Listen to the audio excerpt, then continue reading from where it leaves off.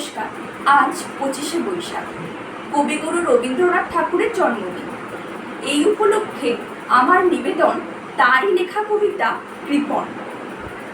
আমি ভিক্ষা করে ফিরিতেছিলেম গ্রামের পথে পথে, তুমি তখন চলেছিলে তোমার স্বর্ণ রথে।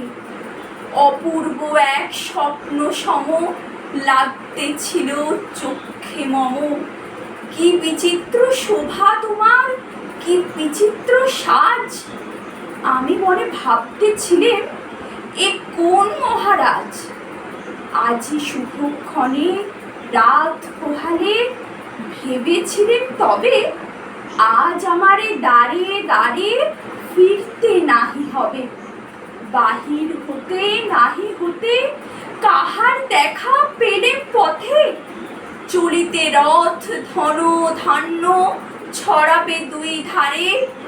মুঠা মুঠা কুড়িয়ে নেব নেব ভারে ভারে। দেখি সহসা রথ থেমে গেল আমার কাছে এসে। আমার মুখ পানে চেয়ে নামলে তুমি হেসে। দেখে মুখের প্রসন্নতা ঝুরিয়ে গেল সকল ব্যথা। হেনকালে কিসের লাগে তুমি অকস্মাৎ আমায় কিছু দাও গো বলে বাড়িয়ে দিলে হাত।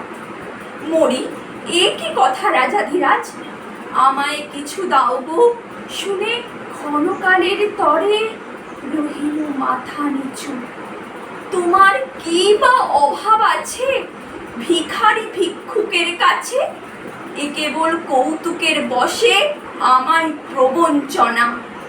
ঝুলি হাতে দিলেম তুলে একটি ছোট কণা।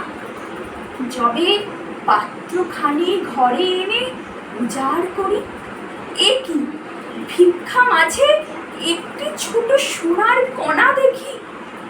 দিলেম যা রাজ ভিখারিরে স্বর্ণ হয়ে এলো ফিরে।